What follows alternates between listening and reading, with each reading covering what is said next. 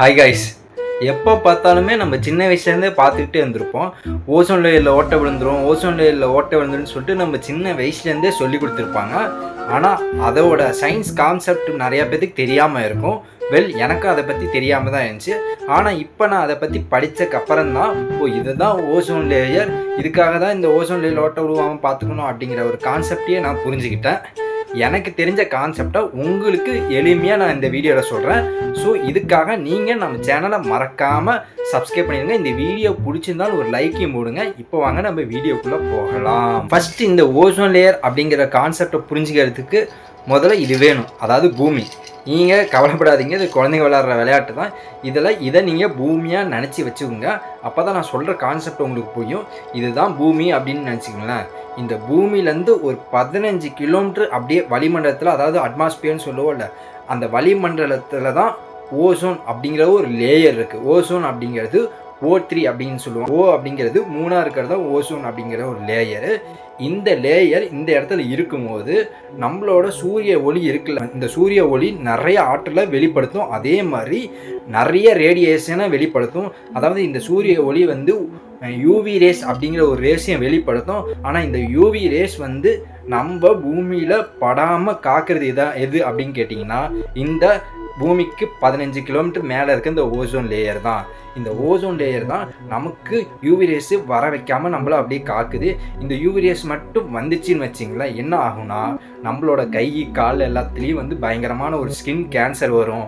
அதே மாதிரி நிறைய டிசீசஸ் இதனால் வரும். கடல்வாழ் உயிரினங்கள் நிறையா அழியும். அதே மாதிரி எதிர்ப்பு மண்டலங்கள் நிறைய பாதிக்கப்படும், பயிர்கள் நிறைய பாதிக்கப்படும். நிறைய உயிரினங்களோட வாழ்வே இந்த யூவி ரேஸ் டைரெக்டாக எர்த்து மேலே பட்டுச்சுன்னா போய்டும் அப்படிங்கிறத தெரிஞ்சுக்கோங்க. ஓசோன் லேயர் அப்படிங்கிறது என்னன்னு பார்த்தீங்கன்னா, இந்த யூவி ரேஸ் நம்ம பூமியில் படாமல் காக்கிற ஒரு லேயர் அப்படிங்கிறது தெரிஞ்சுக்கோங்க. இது கொஞ்சம் ஒரு நல்ல ஒரு அடர்த்தியாக இருக்கும். சரி, அந்த ஓசோன் லேயர் ஓட்ட விழுவ போகுதுன்னு சொல்கிறாங்களே, இது எப்படி ஓட்ட விழுவ போகுது அப்படின்னு கேட்டிங்கன்னா, இப்போ உலகத்தில் வந்து நிறைய பேர் எல்லா வீட்லேயும் இப்போ ரெஃப்ரிஜிரேட்டர், ஃப்ரிட்ஜ் இருக்குது. அதே மாதிரி ஏர் கண்டிஷனர் இருக்குது, அதாவது ஏசி இருக்குது. இந்த ஏசி, ஃப்ரிட்ஜ், இந்த மாதிரி விஷயம் எல்லாமே வந்து ஒரு கேஸை வெளியிடும். அந்த கேஸ் பேர் தான் குளோரோஃப்ளோரோ கார்பன் அப்படின்னு சொல்லுவோம். இந்த குளோரோஃப்ளோரோ கார்பன் இருக்குல்ல, நம்ம வெளியிடும் போது அது என்ன போகும், வழக்கம் போல் வந்து இங்கே பூமியிலேருந்து அட்மாஸ்பியர் வளிமண்டலத்துக்கு போகும்.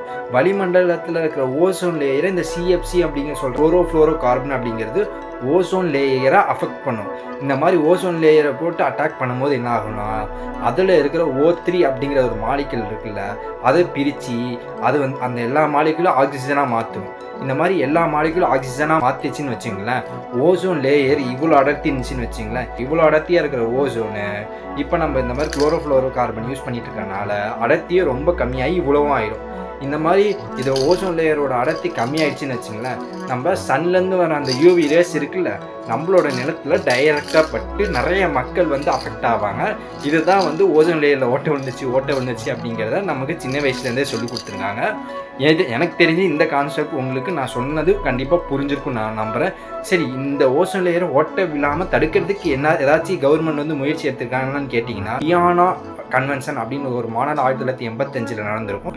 இந்த மாநாட்டில் தான் ஓசோன் லேயரை நம்ம தான் பாதுகாக்கணும் அப்படிங்கிற ஒரு விஷயத்தை அதில் போட்டிருப்பாங்க அப்படிங்கிறத நீங்கள் தெரிஞ்சுக்கோங்க. எனிவே ஃப்ரெண்ட்ஸ், நான் எனக்கு தெரிஞ்ச வரைக்கும் உங்களுக்கு ஷார்ட் அண்ட் ஸ்வீட்டாக என்ன கான்செப்ட் அப்படிங்கிறத உங்களுக்கு புரிகிற மாதிரி சொல்லியிருக்கேன்னு சொல்லிட்டு நான் நம்புகிறேன்.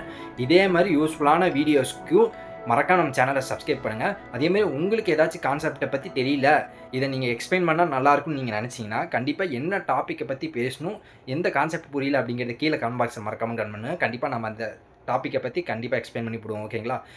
எனிவே இந்த வீடியோ யூஸ்ஃபுல்லாக இருக்கும் நம்பர். இதே மாதிரி யூஸ்ஃபுல்லான வீடியோஸ்க்கு மறக்காமல் நம்ம சேனலை சப்ஸ்கிரைப் பண்ணிடுங்க. ஓகேங்களா? பாய் பாய்.